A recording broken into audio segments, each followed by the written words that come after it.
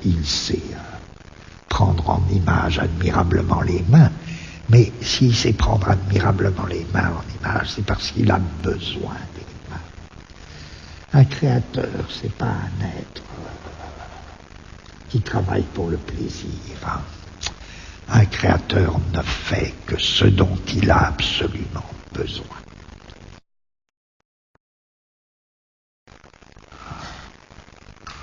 Avoir une idée en cinéma, encore une fois, c'est pas la même chose qu'avoir une idée ailleurs.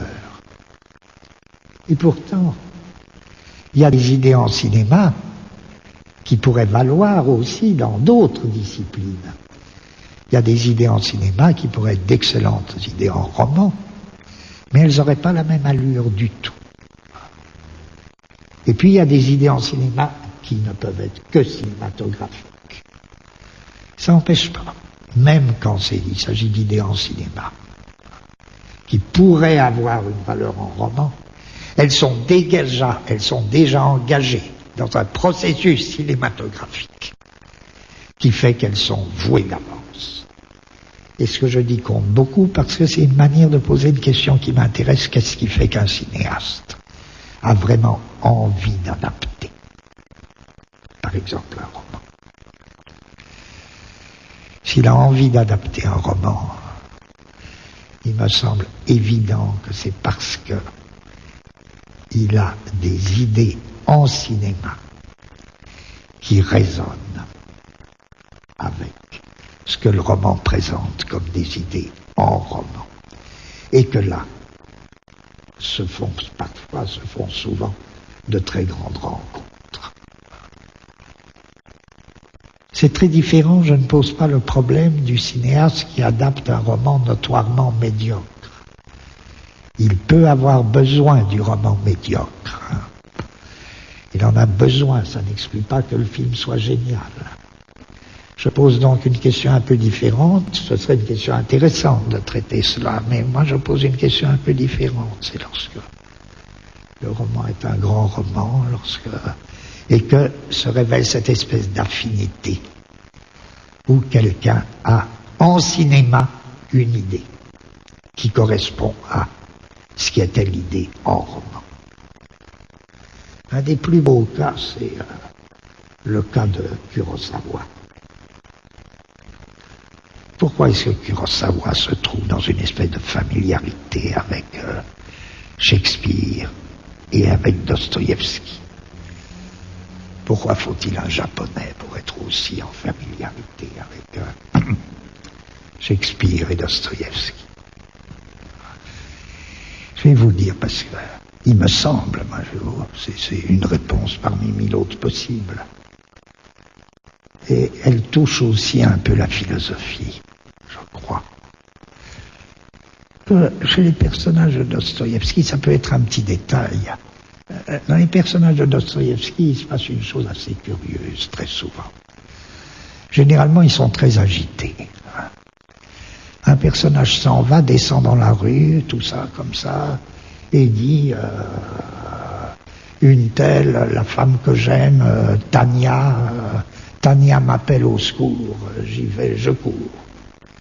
Je cours, oui, Tania va mourir si je n'y vais pas. Et il descend son escalier, et il rencontre un ami, ou bien il voit un chien écrasé. Et il l'oublie complètement. Il oublie complètement que Tania l'attend en train de mourir. Il se met à parler comme ça, et il croise un autre camarade, il va prendre le thé chez le camarade, et puis tout d'un coup il dit Tania m'attend, il faut que j'y aille. Et qu'est-ce que ça veut dire? Voilà. Chez Dostoïevski, les personnages sont perpétuellement pris dans des urgences. Et en même temps qu'ils sont pris dans des urgences, qui sont des questions de vie ou de mort, ils savent qu'il y a une question encore plus urgente. Et ils ne savent pas laquelle. Et c'est ça qui les arrête. tout se passe comme si, dans la pire urgence, il y a le feu, il faut que je m'en aille. Je me disais, non, il y a quelque chose de plus urgent. Quelque chose de plus urgent et je ne bougerai pas tant que je ne le saurai pas. C'est l'idiot. Ça, c'est l'idiot.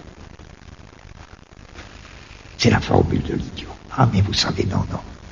Il y a un problème plus profond. Quel problème? Je ne le vois pas bien, mais laissez-moi. Tout peut brûler. Non, il faut trouver ce problème plus urgent. Bon.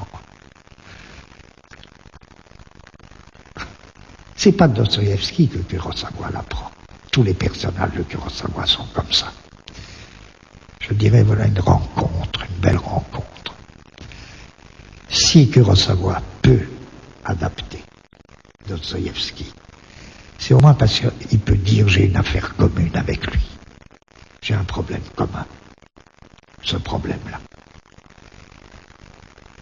Les personnages de Kurosawa, ils sont exactement dans la même situation. Ils sont pris dans des situations impossibles. Ah oui. Ah mais attention. Il y a un problème plus urgent. Et il faut que je sache quel est ce problème. Peut-être que Vivre est un des films de Kurosawa qui va le plus loin dans ce sens, mais tous les films de Kurosawa vont dans ce sens. Les 7 samouraïs, ça me frappe beaucoup. Parce que tout l'espace de Kurosawa en dépend. C'est forcé que ce soit une espèce d'espace ovale et qui est battu par la pluie, là, enfin peu importe, ça nous prendrait trop de temps, là aussi on tomberait sur la limite de tout qui est aussi un espace-temps. Mais dans les 7 samouraïs, vous comprenez, ils sont pris dans une situation d'urgence, ils ont accepté de défendre le village, et d'un bout à l'autre, ils sont travaillés par une question plus profonde. Il y a une question plus profonde à travers tout ça. Et elle sera dite à la fin par le chef des samouraïs quand ils s'en vont. Qu'est-ce qu'un samouraï? Qu'est-ce qu'un samouraï, non pas en général, mais qu'est-ce qu'un samouraï à cette époque-là? À savoir, quelqu'un qui n'est plus bon à rien. Les seigneurs n'en ont plus besoin. Et les paysans vont bientôt savoir se défendre tout seuls. Et pendant tout le film, malgré l'urgence de la situation, les samouraïs sont hantés par cette question, qui est dite de l'idiot, qui est une question d'idiot. Nous autres samouraïs, qu'est-ce que nous sommes?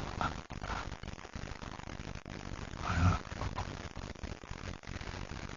Je dirais, une idée en cinéma, c'est de ce type. Vous me direz non, puisque c'était aussi une idée en roman. Mais une idée en cinéma, c'est de ce type, une fois qu'elle est déjà engagée dans un processus cinématographique. Vous pouvez dire, là, j'ai une idée. Même si vous l'empruntez à Dostoïevski. Je dirais de même, je cite très vite, je crois qu'une idée, c'est très simple. Encore une fois, c'est pas un concept, c'est pas de la philosophie. Un concept, c'est autre chose. De toute idée, on peut peut-être tirer un concept, mais je pense à Minelli. Minelli, là, il me semble une idée extraordinaire sur le rêve. Elle est très simple, on peut la dire, et elle est engagée dans tout un processus cinématographique qui est l'œuvre de Minelli. Et la grande idée de Minelli sur le rêve, il me semble, c'est que le rêve concerne avant tout ceux qui ne rêvent pas. Le rêve de ceux qui rêvent concerne ceux qui ne rêvent pas. Et pourquoi ça les concerne? Parce que dès qu'il y a rêve de l'autre, il y a danger. À savoir que le rêve des gens est toujours un rêve dévorant qui risque de nous engloutir. Et que les autres rêves, c'est très dangereux. Et que le rêve est une terrible volonté de puissance. Et que chacun de nous est plus ou moins victime du rêve des autres. même quand c'est la plus gracieuse jeune fille. Même quand c'est la plus gracieuse jeune fille, c'est une terrible dévorante, pas par son âme, mais par ses rêves. Méfiez-vous du rêve de l'autre, parce que si vous êtes pris dans le rêve de l'autre, vous êtes foutu.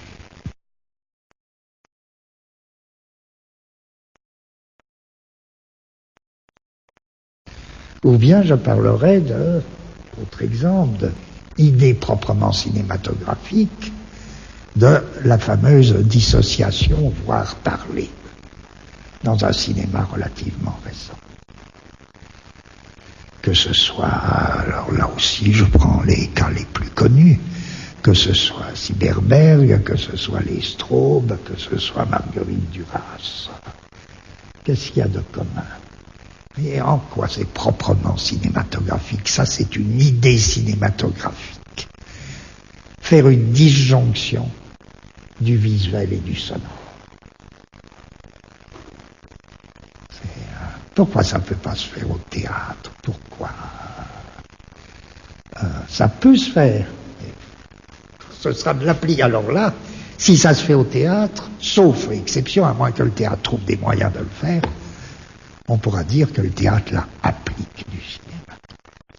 Ce qui est pas mal forcément, mais c'est une idée tellement cinématographique, assurer la disjonction du voir et du sonore et du parler, du visuel et du sonore. Que ça répondrait à l'idée, qu'est-ce que par exemple avoir une idée cinématographique? Et tout le monde sait en quoi ça consiste, je le dis à ma manière. Une voix parle de quelque chose. En même temps, donc, on parle de quelque chose. En même temps, on nous fait voir autre chose. Et enfin, ce dont on nous parle est sous ce qu'on nous fait voir. C'est très important, ça, ce troisième point. Vous sentez bien que c'est là que le théâtre ne pourrait pas suivre. Le théâtre pourrait assurer les deux premières propositions.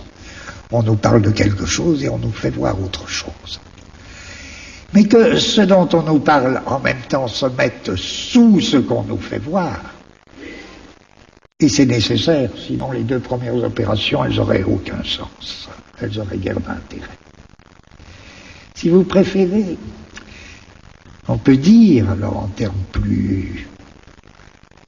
La parole s'élève dans l'air.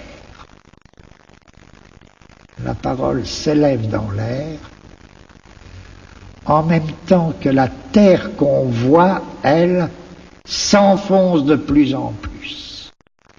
Ou plutôt en même temps que ce dont cette parole qui s'élève dans l'air nous parlait, cela dont elle nous parlait s'enfonce sous la terre. Qu'est-ce que c'est que ça?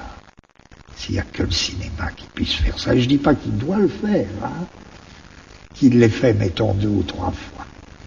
Je peux dire simplement, c'était de grands cinéastes qui ont eu cette idée. Il ne s'agit pas de dire c'est ça qu'il faut faire, il faut bien faire. Hein. Il faut avoir des idées, quelles qu'elles soient. Ça, c'est une idée cinématographique. Je dis c'est prodigieux parce que ça assure, au niveau du cinéma, une véritable transformation des éléments, un cycle des grands éléments qui fait que du coup, le cinéma fait un grand écho avec, je sais pas, avec une physique qualitative des éléments. Ça fait une espèce de transformation. L'air, la terre et l'eau, le feu, parce qu'il faudrait ajouter, on n'a pas le temps évidemment, on découvrirait le rôle des 2 autres éléments, une grande circulation des éléments dans le cinéma. Une grande circulation des éléments dans le cinéma. Dans tout ce que je dis, en plus, ça ne supprime pas une histoire. Hein. L'histoire, elle est toujours là, mais ce qui nous intéresse, c'est pourquoi l'histoire est-elle tellement